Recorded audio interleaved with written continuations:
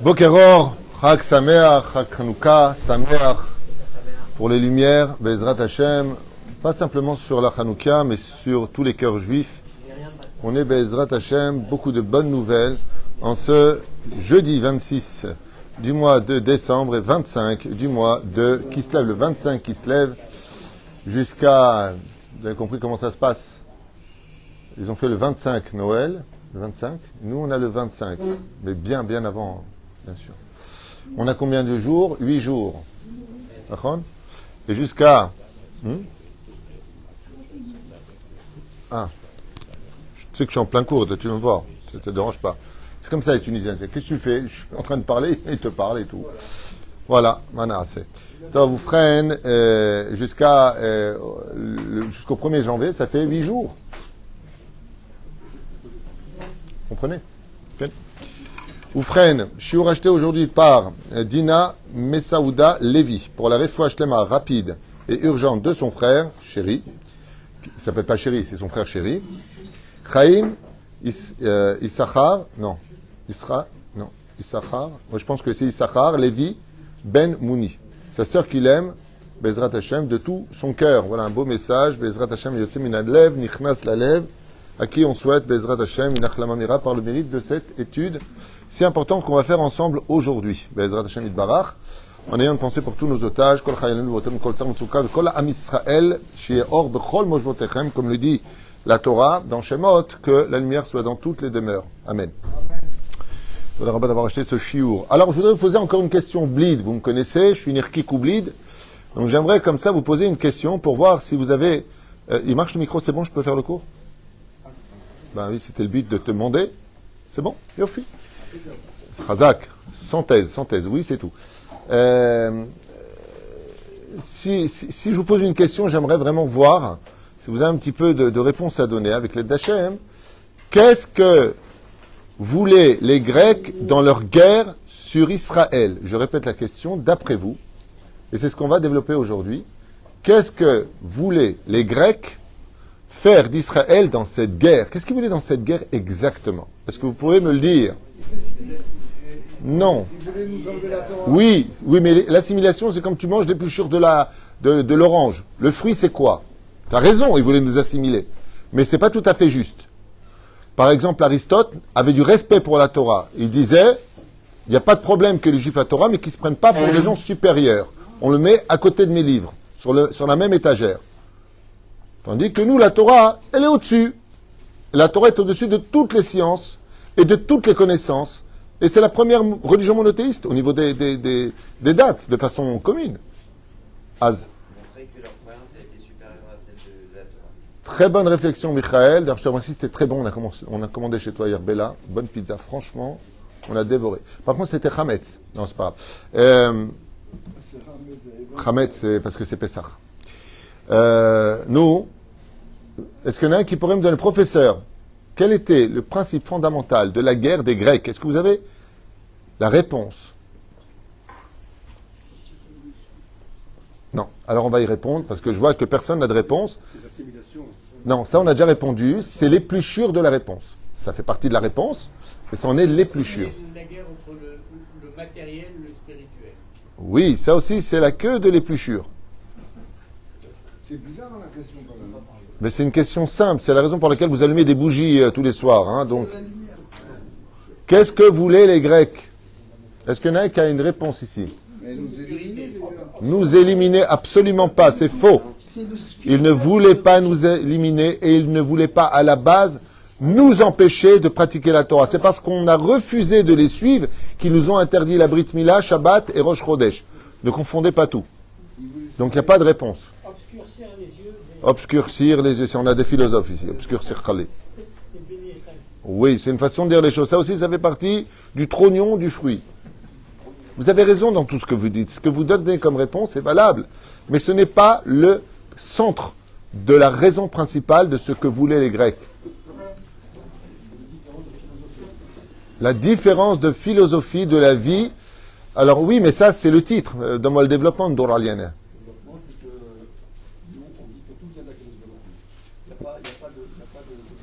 Alors ce que tu dis, c'est bien. Par rapport au hasard, ça c'est plus relié à la fête de Purim, qui est exactement le fruit de la Megillat Esther. Est-ce que nous sommes le fruit du hasard ou est-ce que la Hashgacha Pratit nous accompagne dans les moindres détails? Et je te rappellerai juste, Rabbi Shlomo, que c'est une marloquette chez nous les Juifs, à savoir entre le Rambam et Rabbi Yehuda Halevi. Est-ce que Akol Mamash Talouy be Hashgacha Pratit Olo? Est-ce qu'il y a un moment où il y a une déconnexion, comme c'est marqué Aster Astir Panay, où l'homme est voué un peu comme un neutron libre à agir en conséquence, même si Dieu s'est ressurfé par la suite sur la prédestinée. Bon, la réponse, on va la donner. La notion du Dieu unique, peut-être. Hein? Retirer la notion du Dieu unique. Non, ils n'avaient pas de problème avec le Dieu d'Israël. Non, ils n'avaient pas de problème avec ça. Ils n'avaient pas de problème tant que c'était un Dieu parmi les dieux. Ils veulent bien. Encore une fois, je vous répète. Inachinami. Chacun a son Dieu unique. Chacun croit en sa religion et pour lui il est unique. Ça dérangeait pas les Grecs que Israël croit en leur Torah. Aristote l'a écrit lui-même. Moshe, le plus grand philosophe juif de l'histoire, il le mettait au niveau des philosophes. Tu le sais bien. Donc ils n'avaient pas de problème par rapport au fait qu'on pratique la Torah et les mitzvot. Les décrets qui sont nés étaient là pour empêcher quelque chose. Et justement, tout est relié à ce que vous avez dit, sauf le mot principal. En 2 mots, je vais vous le dire. Parce que si cette fête a pour connotation Bayamimahem Bazemanazé, ça veut dire que les Grecs sont encore vivants dans leur idéologie. Les Grecs antiques sont morts. Mais est-ce que la philosophie des Grecs, l'idéologie des Grecs est vivante? Réponse, oui, absolument. Et le plus incroyable de l'histoire, c'est que cette philosophie grecque a quelque chose d'éternel parce qu'il a une nécessité. Il a une nécessité jusqu'au moment où il se réparera dans la tente de Shem. Ishkon, Yafet, Baolé Shem. Bon, la réponse est simple. Ce que voulaient les Grecs, c'est nous rendre tamés. Voilà, comme ça vous le savez. Maintenant, la question, c'est ça veut dire quoi, tamé? Je voudrais m'expliquer pour que vous compreniez une fois pour toutes l'essence même de chaque allumage des bougies que vous allez faire pendant ces 8 jours. La guerre des Grecs, la guerre de Hanouka, comme vous le savez, les Grecs sont rentrés à l'intérieur. Qu'est-ce qu'ils ont mis à l'intérieur? Ils ont mis du porc, ils ont mis une statue, et ils ont cherché les fioles. Est-ce qu'ils ont cassé les fioles? Non. Donc, s'ils avaient cassé les fioles, ça voudrait dire quoi? Qu'ils veulent mettre fin à la lumière d'Israël. Ils n'avaient pas de problème qu'on allume la menorah. Ils n'avaient pas de problème avec ça. Alors quel était leur problème? Le rendre tamé. Ça veut dire quoi? Les Grecs se sont renseignés. Qu'est-ce qui pourrait toucher les Juifs qui restent Juifs tamés? Comment on pourrait arriver à cela? Réponse. Eh bien, si un non-juif touche les fioles et les décachette, un peu comme une bouteille de vin aujourd'hui, les maasés, ça rendrait le vin, il y a une nesser. Ça rendrait donc cette huile impure. Pourquoi ils ont laissé les huiles, d'après vous, impures? C'est pour qu'on s'en serve, on vienne. Exactement. Allumer une menorah, tamé. Pourquoi? Parce qu'étant donné que les nations du monde ne peuvent pas s'élever au stade de Tahor, ils ne peuvent pas arriver à cela. En umot haolam keroim Adam. Les nations du monde sont appelées Ben Adam, fils de l'homme. Israël, dans le Talmud, il y a marqué là-bas, keroim Adam. Ma peroucha davar, Adam, c'est quand il a été créé, Adam Arishon. Il a été créé dans une pureté qu'on ne peut pas comprendre. Le but d'Israël, c'est d'arriver à Adam Arishon avant la faute. C'est pour ça que tous les Gdolé Israël, comme le dit Rabbi Nachman, là, je vous conseille 2 livres à étudier pendant Hanouka. Un, Chagai Hanavi. D'ailleurs, Chagai Hanavi, Gematria, Hanouka. Chagai Hanavi. Donc, comme dit le Ben Ishraï, le 2e chapitre, à partir de le 24e jour, comme j'expliquais hier, c'est bien d'étudier le prophète Chagai Hanavi, Gematria Hanouka. Et si vraiment je vous conseille un livre à étudier pendant Hanouka, c'est ou Tomer Dvora du Ramak ou Likutei Moharan. Vraiment, je vous conseille grandement, même le Tanya Emet. Tout ce qui peut vous rendre pur dans l'étude, particulièrement pur, chez la Télécharim, tous les livres sont bons, on ne va pas tous les faire. Mais il y a un livre qui est spécifiquement écrit pour devenir pur, c'est le Tomer Dvora, que j'avais fait il y a des années, du Ramak HaKadosh, le maître du Harizal. Et donc, il faut savoir que la guerre des Grecs, c'est que tu es la kippa, tu es les tzitzit, sois un juif, va dans ta synagogue, à Kol Tov et la... Seulement quoi? Sois tamé. Ça veut dire quoi tamé? Ne monte pas au-dessus des autres. Comment on rend quelque chose? Par exemple, vous avez du fer qui a de la halouda. Comment on dit halouda? De la rouille. Comment tu le rends nickel? Comment tu refaçonnes quelque chose qui était pourri, un fer pourri, plein de rouille, et tu vas en faire un couteau magnifique, ou tu vas en faire un... Non, absolument pas. Dans l'acide, Bon, on en parle. Non, mais vous avez pas. C'est marrant, peut-être comment aller. Vous allez me faire tout le processus. Alors, il polie. L'autre, il dit, ouais, tu mets dans la scie. L'autre, il dit, tu mets dans l'eau. Bon, réponse, tu mets au feu. C'est la réponse à donner. Tout le monde vous le dira. Hein, vous regardez une émission sur comment récupérer un bout de fer pour le rendre un beau couteau tout neuf, nickel, et ainsi de suite. Ça se met au feu. Tout le travail se met dans le four brûlant. C'est-à-dire, ça se met dans le feu. Et au sein de ce feu-là, vous allez voir que toutes les mauvaises particules brûlent. Et ce qui reste, c'est que la pureté. C'est pour cela que notre Torah rend pure l'âme juive, car la Torah est appelée Esh Dat Lamo. Comme c'est marqué dans Vezot Aberacha, on l'a souvent cité ces derniers jours, la Torah est appelée une Torah de feu. Pourquoi une Torah de feu? Si je veux rendre mon âme pure, il faut que j'aille étudier une Torah. Et cette Torah doit être pure, car la Torah nous purifie de nos impuretés. Comme dit Rav Ovadia Yosef, avant de partir de ce monde, il a dit c'est dommage que les gens passent plus de temps à se réparer, à jeûner, que d'aller étudier. Jeûne pas, étudie, c'est plus que jeûner. Tilmad Torah, Tilmad Arbe Torah. Plus tu étudies la Torah, et plus ton âme devient pure. C'est pour cela que la Torah veut nous interdire des choses. Je vous donne un exemple bête et stupide. Ok? Bête et stupide. Les mitzvot positives et les mitzvot négatives. On en a 248 face aux 248 membres, 365 négatifs, si on ne les fait pas, vis-à-vis de nos tendons. On est bien d'accord jusque-là? Très bien. Je voudrais poser une question. Si je suis occupé à faire les mitzvot, pourquoi on a besoin de me dire les mitzvot que je ne dois pas faire? Les interdits de la Torah. C'est quand même bizarre. Par exemple, si je ne veux pas que tu ailles en boîte de nuit, je te dis va à la synagogue. J'ai besoin de te dire va à la synagogue et ne va pas en boîte de nuit. Ben, si tu es à la synagogue, tu n'es pas en boîte de nuit. Ah, si on est tout le temps occupé, Bedibar Tabam, Ovler Techabad Derer, sur le chemin, tu en parleras à ton fils. Pourquoi tu me mets en garde sur ce qu'il ne faut pas faire? La réponse, elle est splendide. Si vous observez bien, par exemple, toute la Torah nous interdit, par exemple, de manger des mollusques. Elle nous interdit de manger du porc. Elle nous interdit de rentrer dans certains endroits. Elle nous interdit d'écouter du Lachon Hara. Lama Bevakasha. Pourquoi la Torah nous met en garde sur ça? Une question bête. Vous êtes nombreux à regarder ce shiur. Mais maître, je vous pose une question qui est l'essence même de notre judaïsme. Pourquoi? D'ailleurs, tu entends souvent les ignorants dire, de toute façon, la Torah, tout est interdit, alors tu peux rien faire, n'importe quoi, vraiment n'importe quoi. Il n'y a pas plus libre qu'un homme qui étudie la Torah. Mais enfin, bon, c'est encore un autre sujet pour lui-même, au niveau philosophique. Pourquoi, Tzadikim, je vous pose une question bête et stupide. Pourquoi la Torah nous dit, et c'est marqué, ce que je vous dis, il n'y a pas besoin de chercher Rashi, ni la Gemara, c'est marqué dans le texte. Pourquoi la Torah nous interdit de manger des choses interdites? Pourquoi? Parce que ça te rendra impur, tout simplement.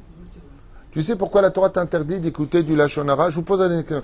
Si je dois dire quelque chose qui est du Lachon Hara, du pur Lachon Hara, mais attention, je le dis dans l'intérêt d'arranger les choses. Je le dis parce que la personne à qui je le dis peut ramener le shalom. Est-ce que c'est du Lachon Hara? Non, c'est pas du Lachon Hara, c'est ce que dit le Chafetz Chaim. Im zeleshem to'elet zelo Lachon Hara. Et pourtant, c'est oui du Lachon Hara. Quelle différence y a-t-il entre le résultat et l'intention? C'est extraordinaire. Je vais dire quelque chose qui s'appellerait du Lachon Hara. Je vous donne un exemple plus concret parce que je vous noyez un petit peu. Est-ce que je peux prendre la voiture le Shabbat? Non, pour emmener la belle-mère à l'hôpital. Oui. La belle-mère, oui. Oui, tout de suite. C'est tout de suite, oui. Mais la reine, Marianne, est-ce que je peux prendre dans ce cas-là la voiture? Oui. Si je prends la voiture le Shabbat pour emmener vite quelqu'un à l'hôpital, une femme qui doit accoucher, est-ce que j'ai fait une mitzvah ou une avéra? J'ai fait une mitzvah. Alors je comprends plus rien. Il a quand même pris la voiture le Shabbat. Et si quelqu'un prend la voiture le Shabbat, pourquoi? Pour aller s'amuser? Non. Quelle différence entre l'un et l'autre? Il y en a un qui est en train de se rendre pur par cette action dont l'intention est de se rendre pur comme la Torah le demande, tandis que l'autre se rend impur. Pourquoi est-ce qu'un juif qui est Mechalel Shabbat Befaresia, il peut pas faire partie du minyan, on ne le montre pas à la Torah, il peut pas toucher la bouteille de vin? Je comprends pas. C'est un juif, sa mère c'est Fritney, son père c'est Fortuné, son frère c'est Prosper, ils sont tous dans l'oseille. Ok? Pourquoi dans ce cas-là, cette personne-là, elle ne peut pas monter à la Torah? Parce qu'elle s'est rendue impure. Quand tu n'es pas Shomer Shabbat, tu rends ton âme impure, tu te rends impur. Quand tu manges des crevettes, tu vas crever. Péroucha Davar, tu me rappelles le film Les Barbares, je sais pas quoi. Zé Péroucha Davar, quand tu viens et tu fais quelque chose, pas quelqu'un qui descend en boîte de nuit.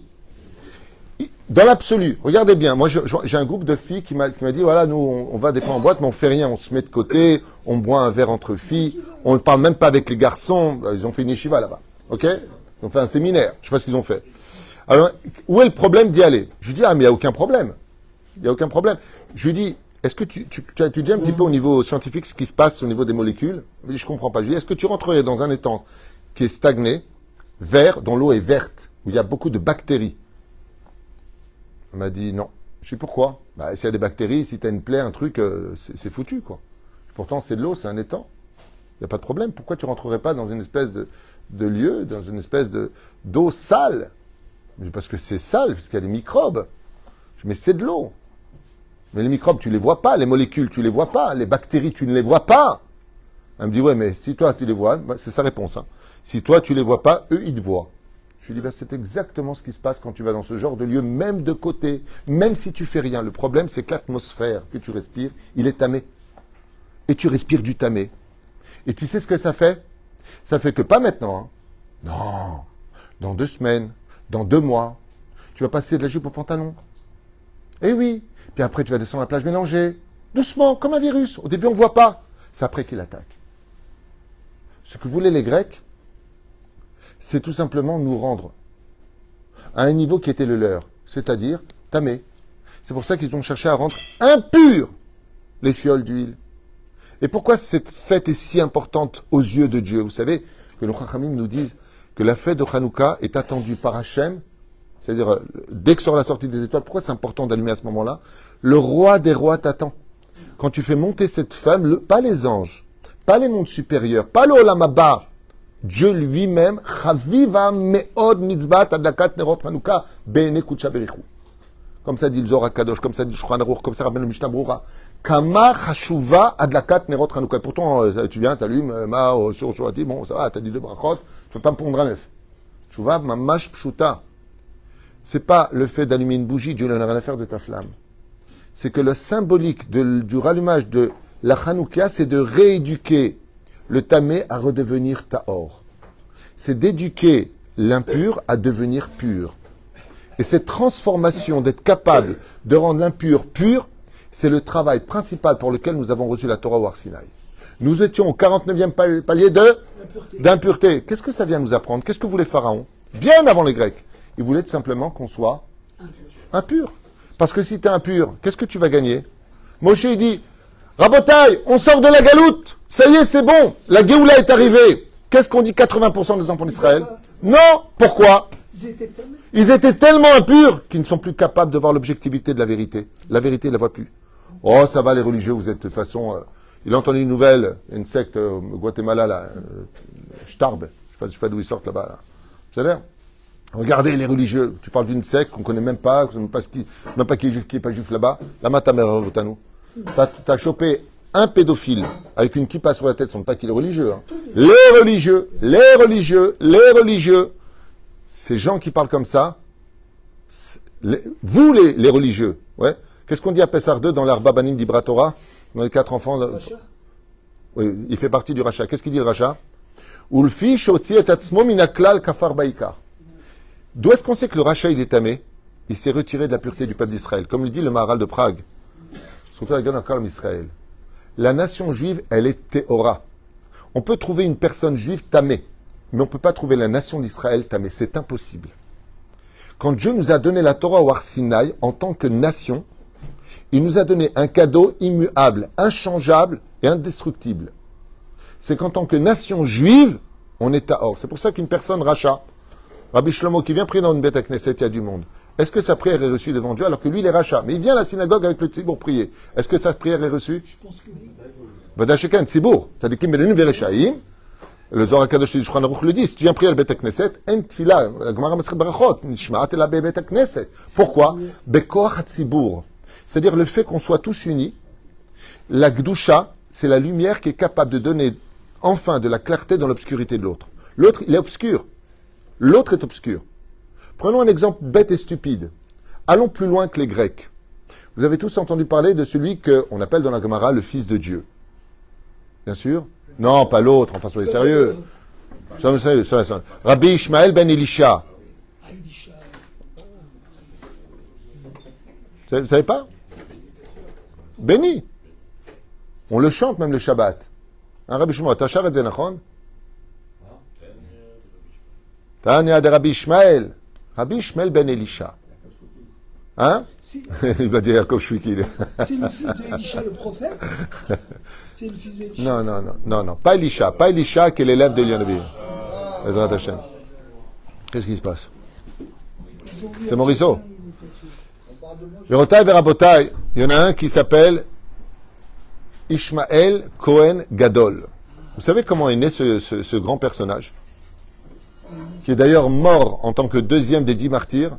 Lui, il est mort d'une façon absolument affreuse. C'est la réincarnation de Yosef Hatzadik. Et sa beauté, c'est semblable à celle de Yosef Hatzadik. Vous savez comment il est mort? Ils lui ont retiré son visage, la peau, parce qu'elle le voulait en figurine, chez elle, tellement il était beau. Elle a dit, on ne peut pas tuer une telle beauté. Un tel chef-d'œuvre. La Gemara nous raconte comment est né Ishmael ben Elisha, ce Cohen Gadol. Comment il est né?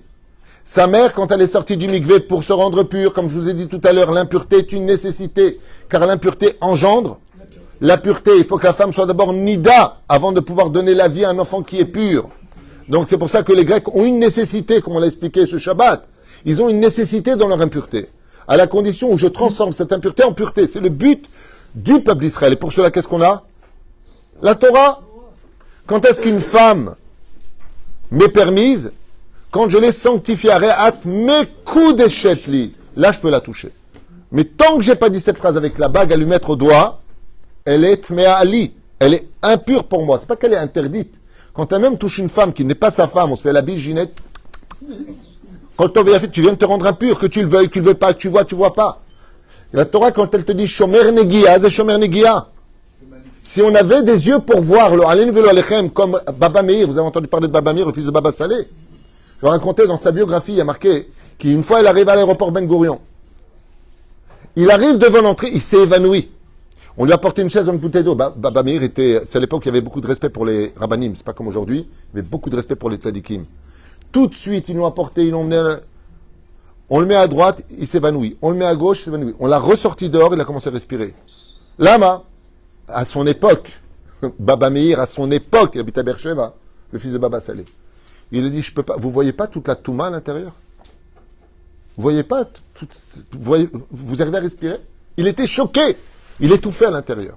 Makara, Mirov Tum'a. Plus tu es pur, et moins tu supportes l'impur. Les gens qui parlaient des ch'touillots, des gens qui s'insultaient, les femmes qui n'étaient pas habillées de sniout.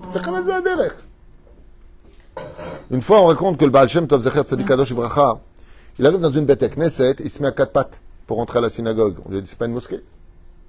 Maman, pourquoi tu te mets comme ça? Sans insulter personne, Chazashom. Le maître s'est mis à 4 pattes pour rentrer. Il a dit, qu'est-ce que tu veux que j'y fasse si le maximum du plafond, il atteint les 70 cm? Il dit, pourquoi? Il dit, parce qu'on n'a pas un des Chazanim qui travaille les Shem Shamaim ici. Et comme ça, c'est marqué dans son livre, que le Baal Shem Tov, il dit, amenez-moi le Chazan. Il a dit au Chazan, il faut que tu arrêtes de chanter parce qu'il y a les femmes dans le poulailler. Comme il y avait des belles filles qui étaient là-haut, quand il chantait devant Hachem, il chantait pour faire entendre sa voix, pour que les femmes craquent sur lui, alors que Dieu était en face de lui. Shviti Hachem dit Tamid. Il lui a dit, tu as rendu toute la bête Knesset tamée. Vous vous rendez compte de quoi on parle? C'est-à-dire que la personne fait une gada avec Kadash, le mec s'éclate. Mais quelle est ton intention? Son intention, dit le Baal Shem Tov. Et comment il a su? Il a dit, mais toute la synagogue, elle est remplie de Touma. Elle est Tmea, qui est Kevanotav, Loteorot. Vos intentions sont impures. Et ça, c'est exactement ce que voulaient les Grecs. Ils n'ont pas enlevé la menorah comme les Romains. Ils l'ont laissé à sa place, ils l'ont même nettoyé. Ils n'ont pas enlevé les fioles, ils ont tout mis autour. Voilà les fioles, vous l'allumez, vous avez une tonne d'huile, allumez, mais à une condition, que votre flamme soit tamée. Voilà ce que voulaient les Grecs. Et ce tikkun-là se fait jusqu'à aujourd'hui dans les maisons. Qu'est-ce qui aujourd'hui s'appelle les Grecs? Toutes les émissions, tous les films que nous voyons, tous les skates, tous les réseaux sociaux, tout ça. Tu vois une émission, qu'est-ce que tu fais? Enfin, je ne parle pas d'une émission intéressante, il ne faut pas tout mettre dans le même panier. Moi-même, je regarde, j'ai pas honte de le dire, National Geographic, j'aime énormément. Mais dans l'absolu, on était tout à l'heure avec Rabbi Ishmael ben Elisha. Ishmael ben Elisha qui était Kohen Gadol. Elle sort du mikvé, sa mère. Juste un petit exemple. Elle tombe sur un chien. C'est mignon, un chien. Paf, qu'est-ce que vous voulez que je vous dise? Elle tombe sur un chien, un dramatique. Elle est retournée au mikvé. Pourquoi? Le chien, il est pur ou impur? Impur. Kol megadel kelev beveto ki megadel chazir beveto. Comme ça dit la Gemara, il n'y a aucune différence entre avoir un chien à la maison ou un porc à la maison. C'est de la même touma. C'est ça que ça veut dire. Pourtant, un evdel. Chacham evi Gemara. Pourtant, c'est très sympathique. Un chien, c'est même une thérapie pour les enfants. C'est très fidèle. On n'est pas en train... J'ai eu moi-même des chiens. On m'appelle Twitou. Lui, il s'appelait Twitou sans I. Ça fait Toutou, dans le cas où vous cherchez les réponses. Coltov VFV. J'ai rien contre les chiens, au contraire. Moi, je trouve ça... Si c'était permis d'avoir un chien, j'en ai rien. Mais je préfère ne pas en avoir. Mais prends ta cachet, même. Qu'est-ce que tu fais chez moi? Rentre en plan. D'accord? Kol hamegadel kavim, kilev. Qu'est-ce que nous dit la halakha? Celui qui caresse un chien, il doit faire nitiel salim sans bracha. Et c'est pareil pour un chat. Et c'est pareil pour un hamster. Donc il y a marqué là-bas. Elle sort du mikvé, elle tombe sur un chien. Elle sort du mikvé, elle tombe sur un chamor. Elle sort du mikvé, elle tombe sur un akoum. Elle est retournée à chaque fois au mikvé. Qu'est-ce qu'elle a fait pour marcher? Elle a pris sa capuche, elle s'est complètement couvert les yeux. Elle ne regardait qu'en bas. Le sol. Une fois arrivée chez elle, elle s'est donné les Shem Shamaim à son époux. Elle est tombée enceinte de Ishmael ben Elisha. Prenons un deuxième exemple. Rabbeinu Akadosh. Alors, qui est appelé Rabbeinu Akadosh? C'est Rabbi Nachman, plutôt contemporain, il y a 3 siècles en arrière. Mais on a Rabbi. On l'appelle simplement Rabbi Ouda Anassi, qu'on appelle Rabbeinu Akadosh. Ouais. Pourquoi on l'appelle Kadosh? Les autres ne sont pas Kadosh. Il a gardé ses yeux. Il a gardé la pureté. Tous ont gardé leurs yeux, sinon ce n'est pas des tzadikim. Tous ont gardé leurs yeux. Quelqu'un qui regarde les femmes, c'est un pratiquant, mais ce n'est pas un tzadik. On ne peut pas être tzadik et regarder les femmes, c'est pas possible. L'un ne va pas avec l'autre. Pourquoi? Parce que l'effet même de regarder des femmes pour les henot mehem, comme j'ai fait un cours il y a 12 ans qui s'appelle beauté volée, tu prends l'énergie de la femme et de qui plus est, tu nourris ton Yetzer Hara. Parce que l'homme a une âme animale. Donc, si tu regardes, bonjour, il n'y a pas d'intérêt de regarder à proprement dit une femme, il y a un issour de les notes, de profiter de sa beauté. Comme la Gemara, elle dit, celui qui fait semblant de chercher de la monnaie pour observer plus la beauté d'une femme, comment il s'appelle? Racha. Un homme qui regarde les femmes, c'est un Racha. Kachaz et Katouv. C'est d'avoir Nora Bayom. Ça veut dire quoi qui regarde? Dans l'intention de profiter de cette beauté-là. La seule femme que tu peux regarder, c'est ta mère, ta femme. Oh non, bah.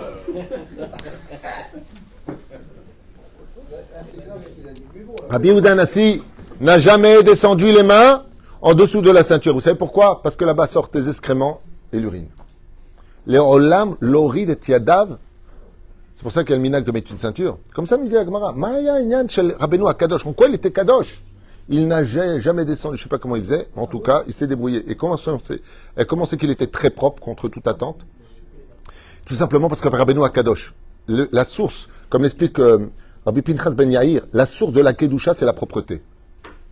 Donc c'est certain qu'il était propre. Maintenant, la question qui se pose, c'est comment tu peux arriver à être propre sans descendre tes mains en dessous de la ceinture?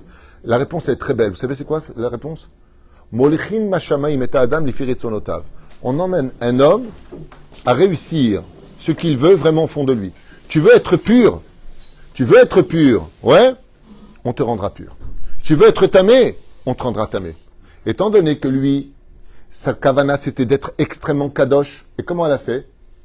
Pendant les 9 mois où l'enfant apprend la Torah avec l'ange Gabriel au-dessus de sa tête pour lui apprendre la Torah, où est-ce qu'elle a passé les 9 mois, la maman de Rabbi Yehuda Anassi? Au Beth Midrash, 9 mois d'affilée, pour que son enfant étudie la Torah de l'intérieur et de l'extérieur. Mais pourquoi faire? Pour qu'il soit kadosh. Ce qui fait que le mot Kedusha veut dire sanctification, c'est-à-dire se séparer. Se séparer de quoi? De tout ce qui est impur. Et la Kedusha d'un homme est capable de rendre le lieu impur un lieu pur. C'est ça qui est tout le travail de notre existence. De faire monter la flamme, tandis que les Grecs, c'est Yud Vav Nun, c'est une flamme qui descend vers le bas. Et une flamme, mais une flamme qui nous rend impurs. C'est pour cela que chez les Grecs, tout était permis. D'ailleurs, je crois que c'est eux qui ont lancé, si je ne m'abuse, j'avais lu ça il y a longtemps, c'est eux qui ont lancé la démocratie, si je ne m'abuse. Je crois que c'est les Grecs qui ont inventé... Platon, République, Non, ça c'était déjà avant, non, mais j'avais lu que c'est les Grecs qui avaient le droit à l'expression libre.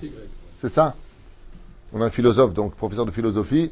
Pour pas que j'ai de bêtises, j'aime pas dire de bêtises, mais j'avais lu ça. La démocratie n'a aussi Exactement. La liberté d'expression pourquoi? Elle a été critiquée aussi. C'est sûr, mais ce que je veux dire par là, c'est que les Grecs ont ouvert les dimensions de il n'y a pas d'interdit. Les Grecs ont ouvert la dimension de tu fais ce que tu veux. Oui, après, non, tu sais très bien que la base hypocrite de la démocratie, c'est la dictature. on l'a encore aujourd'hui.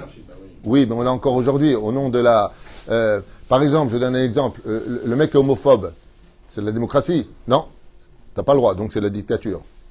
Moi, c'est pour moi, je fais ce que je veux, mais toi, t'as pas le droit de penser ce que tu veux. D'être né juif, ben, c'est la démocratie. Enfin, je suis né juif, ouais. Ben, va dans un pays, à droite ou à gauche, et tu verras ce qui se passe. C'est la dictature. On ne t'accepte pas tel que tu es. Tu dois accepter les personnes qui sont différentes de toi, ouais, mais on ne peut pas t'accepter tel que toi tu es. Et on te juge, et on te condamne par rapport à cela. Mais Zebidjou Kaïnian, ça c'est le côté obscur de la Grèce, mais excuse-moi, de l'autre côté, la Grèce présentait une vitrine magnifique. Au niveau de son idéologie philosophique, c'est sympathique, on ne peut pas dire le contraire. Mais à l'intérieur, derrière se cachait le faux théâtre. C'est les juifs qui doivent l'intégrer, la politique, c'est pas la Oui, Nachinami, tu as raison. Mais malgré tout. Ce qu'on fait Rambam et le Maharal, c'est qu'on fait intégrer les concepts Alors, secrets pourquoi? Pour les purifier. Voilà, alors tu as tout compris. Oui, mais ça, il faut être le Rambam et le Maharal et le Ramchal et ainsi de suite. La Gdusha, le Ramchal aussi, il a fait ça. La Gdusha d'Israël, c'est de prendre quelque chose d'éteint et de l'allumer. Et ça, c'est notre combat de tous les jours. Ce qui fait que si on veut vraiment fêter Hanouka de nos jours, s'il y a une chose au monde à faire, c'est d'éloigner toute chose qui nous rend impurs. Et si on y arrive, eh bien, Be'ezrat Hashem Yitbarach, on pourra enfin comprendre les problématiques de ce monde. Car ce qui nous fait souffrir, ce ne sont rien d'autre que les réponses obscures qui n'arrivent pas à nous éclairer notre chemin. Quand tu as une épreuve, ce qui te fait souffrir, c'est que tu ne comprends pas pourquoi. Tu ne comprends pas où tu poseras les pieds demain. Où est-ce que je vais? Qu'est-ce que je vais faire? J'en ai ras-le-bol. Lama! Parce qu'il y a trop d'impureté. Vous avez vu les tzadikim, combien ils ont souffert dans leur vie? Les tzadikim, combien ils ont souffert dans leur vie? Toute leur vie, ils ont souffert. Quand tu vas les voir, Baruch Hashem. Quand tu vas les voir, il n'y a pas de problème. Une fois, j'étais avec un rave. Il avait mal aux dents. Je lui ai dit, vous avez l'air de souffrir. Il m'a dit, j'ai fait du lachon hara. Je souffre. Je lui ai dit, alors? Il me dit, Baruch Hashem, je paye. Yosef Hatzadik, il est jeté en prison. 12 ans. Pourquoi? Il a fait du lachon hara sur ses frères. Il n'y a pas de problème. Quand dans la paracha, ils reviennent vers Yosef Hatzadik, vice-roi d'Égypte, qu'est-ce qu'ils disent les frères? Ça y est, Dieu il a trouvé notre faute. Ils y vont de bon cœur. Nous serons esclaves. Binyamin et nous, on sera tous esclaves. On le sait. Pourquoi? On a fauté. Attends, Baba, on parle d'être esclave en Égypte. Ta famille, tes enfants, tu les vois pas. Oui, mais on a des dettes à régler. Les Madavardomé, à quoi ça finit? Je finirai avec ça. Les Madavardomé, c'est quelqu'un, il avait 1000 shekels sur lui, il aura les nouvelles Olechem, il les a perdus. Il a les boules ou pas? Mais il se rappelle qu'il vient de régler la dette qu'il devait à une personne 2 jours avant. Il a les boules ou pas? Bah non, il est content. Parce qu'il a sa réponse. L'impureté nous met dans l'angoisse. Parce qu'on n'a pas de réponse, on ne sait pas où on pose les pieds. La pureté, c'est d'avoir des réponses là où on est. C'est pour ça que quand on n'a plus de réponse, on va voir un Talmid Chacham. Pourquoi tu vas le voir lui? Il n'est pas médecin, il n'est pas consulting, il n'est pas. Pourquoi tu vas le voir? Pour une raison simple. C'est que comme il a des yeux qui sont purs, il verra ce que toi, tu n'as pas vu. On pourra réaviver pas simplement les flammes de la Hanouka, mais ce qui représente les flammes dans le corps humain, c'est les yeux. Il faut que nos yeux soient purs pour voir des réponses réelles qui sont en face de nous. Et les Grecs, ce qu'ils voulaient nous faire, c'est tout simplement nous aveugler et nous faire comprendre que si tu veux des résultats, ça se trouve dans les muscles, ça se trouve dans la quantité, ça se trouve dans la Touma, et que la Touma est aussi forte que la Gdusha. Et c'est là qu'était tout le combat de Hanouka. Kol Tuv Velitrao.